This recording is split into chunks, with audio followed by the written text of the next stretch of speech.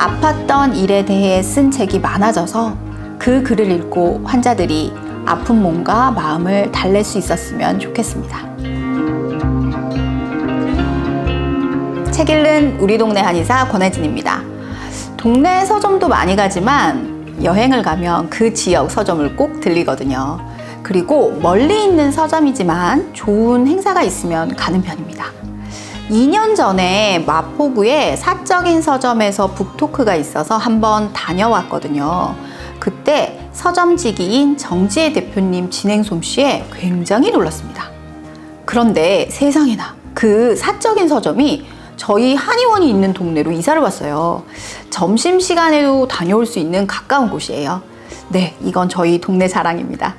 그런데 그 서점에서 암중모색이라는 행사를 했어요.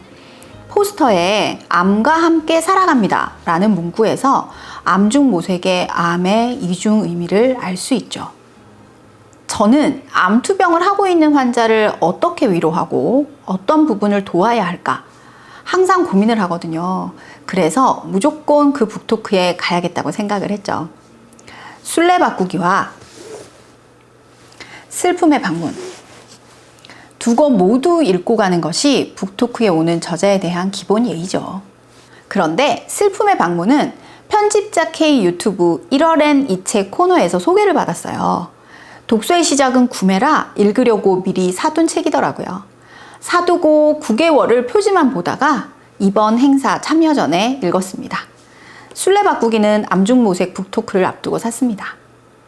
책을 읽을 때 암을 겪은 두 분이 쓰신 글이라 선입견에 계속 암 이야기만 하면 어쩌나, 아프다 아프다 하는 소리를 하루 종일 한의원에서 듣는데 책마저 그러면 어쩌나 걱정을 했는데요.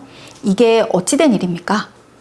아팠던 이야기, 슬펐던 이야기인데 시간 가는 줄 모르고 읽었고 아픔이 이해되고 슬픔이 사그라드는 과정을 볼 수 있었습니다. 말로 설명하기보다는 글을 조금 읽어드릴게요. 술래바꾸기 122쪽에 제이 언니의 항암치료 병실에서 있었던 에피소드 이야기입니다. 착하게 생겼는데 왜 그런 몹쓸 병에 걸렸나부터 마흔이라니 그 가슴 써보지도 못하고 아까워서 어쩌냐까지 감정을 숨기지 못하는 내 얼굴을 병실 평화를 위해 언니가 여러 번 두 손으로 가려야 했다. 인류의 평화가 유지되는 원리가 또한 그런 식이었다. 누군가가 내내 무례하면 누군가는 내내 참으면서 그렇게 지켜지는 평화 따위 하고 어느 날 디안이 벌떡 일어나기 전까지만 유지된 평화. 그런 말 하지 마세요. 디안은 용감했다.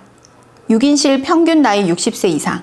한국의 그 나이대 여성과 맞선다는 건 언니도 나도 다급해져 디안의 팔 한쪽과 허리를 붙잡았으나 이미 병실의 모든 시선이 우리 쪽으로 쏠린 후였다. 디안을 결정적으로 자극한 건 아마도 아픈 사람 곁에는 아무도 남지 않는다는 말이었을 것이다. 말의 주인은 70대 고관절 수술 환자였는데 사이좋아 보이는 우리를 나름은 칭찬을 한답시고 말을 꺼냈다가 디안의 분노를 사고 말았다. 굳이 할 필요 없는 말이었지만 나는 그 말이 70년 경험 어딘가에 박혀 있다가 자기도 모르게 굴러떨어진 듯해서 약간 슬펐다. 디안의 기세를 느낀 장년반, 노년반 여성들은 말의 주인을 향한 타박과 우리를 향한 구슬림을 노련하게 섞어 분위기를 바꿨다. 정신을 차렸을 때는 그들이 나눠준 귤과 꽃감과 두유가 우리 손에 쥐어 있었다. 6인실의 병실에서 서로의 아픔에 대한 이야기를 하다 보면 그런 목적은 아니었지만 상대의 기분을 나쁘게 할 수 있습니다. 한의원에서도 비슷한 상황은 벌어지거든요. 그래도 70대 환자를 모질다 느끼지 않고 자기도 모르게 굴러떨어진 말이라고 표현해서 제 마음이 더 편안해지더라고요. 그래서 좋았어요. 술래바꾸기 책 전반에 할머니들에 대한 따뜻한 시각이 자주 보이거든요. 저는 할머니 환자분들의 삶을 바라보는 시각을 글로 담고 싶었지만 못했거든요. 작가님은 글로 표현하셨더라고요. 다음 읽어드릴 대목은 저희 한의원에서 나눈 대화인가 느낄 정도로 친숙했습니다. 178쪽인데요. 다 친한 친구분들인가 봐요. 친한 친구들은 거진 다 죽었지. 원래 착한 사람들이 먼저 가는 법이고 남은 사람들끼리 노는 거야. 남았으니까. 어떤 표정을 지어야 할지 알 수 없는 말에 자주 손으로 입을 가리고 그들을 바라봤다. 세상에 남는다는 동일성에 기대어 같이 놀게 된 사이. 그런 거라면 나 또한 어쩌다 살아남은 사람의 자격으로 그들과 앉아있는 셈이었다. 이 우연한 시간에는 죽음과 웃음이 가장 흔했다. 사는 게 고약한가 죽는 게 고약한가 남는 게 고약하지. 잘 마른 빨간 고추 한가운데를 가위로 자르며 80대 노인이 흥얼거리자 70대 노인이 받았다. 노래라도 만들어야 할 것 같았다. 고약송이라고 할까? 60대 노인이 곧장 이어받았다. 젊음이 고약한가 늙음이 고약한가 시간의 심보가 고약하지. 다시 80대 노인이 받아 마무리하더니 고전 비극 코러스의 새 마녀처럼 함께 앞니를 다 드러내며 웃었다. 슬픔의 방문, 제목만 봐도 슬픔은 들어와서 정착하는 것이 아니라 방문했다가 가는 거죠. 다시 방문할지 모르지만 슬픔은 머물지는 않는다는 거죠. 기자분이 쓴 글이라면 좀 차갑게 느껴질 수 있는데요. 절대 그렇지 않습니다. 온기가 있어서 책 속 모든 글이 다 좋습니다. 첫 문장, 아버지는 자살했다는 이 책을 끝까지 읽게 하는 원동력입니다. 아픈 게 자랑입니다 라는 글은 꼭 읽어보세요. 제가 조금만 읽어드릴게요. 나는 어쩔 도리 없이 현대의학을 신뢰한다. 하지만 현대의학이 지금과는 다른 모습이기를 또한 바란다. 병은 삶을 바꾸는 질문이 되어야 하는가? 혹은 될 수 있는가? 나는 절반만 동의한다. 병은 내 삶을 흔들어대고 일정 부분 바꿨지만 나라는 사람 그 자체를 바꿀 수는 없었다. 나는 병의 원인을 내가 살아온 삶을 반성하는 일로 가름하고 싶지 않다. 무엇보다 내가 살아온 삶을 바꾸고 싶지 않다.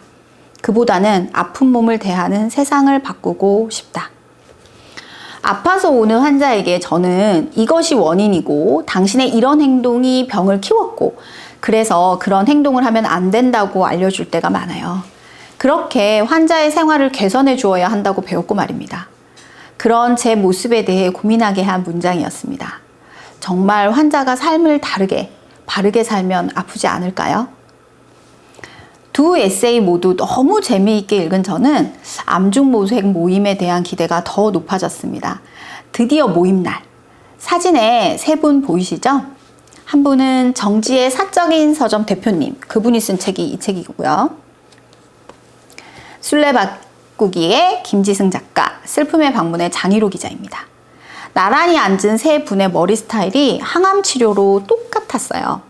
그 모습을 정지혜 대표님이 병원이 만들어준 헤어스타일이라고 하시는데 북토크에 온 모두가 빵 터졌습니다. 암에 걸린 저자와 진행자, 그리고 북토크 청자 중 몇 분도 암 환자였어요. 하지만 웃으면서 암을 지나온 과정을 이야기하는 시간이었습니다.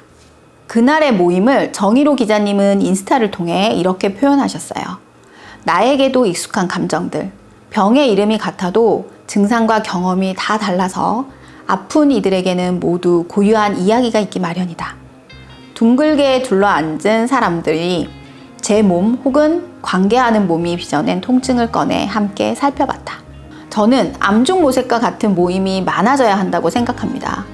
아픈 사람들이 서로의 이야기를 들어주는 모임, 병원에서, 한의원에서 짧은 진료 때문에 충분히 하지 못한 이야기를 쏟아낼 수 있는 모임 말입니다. 또는 술래바꾸기, 슬픔의 방문, 두 권처럼 아팠던 일에 대해 쓴 책이 많아져서 그 글을 읽고 환자들이 아픈 몸과 마음을 달랠 수 있었으면 좋겠습니다.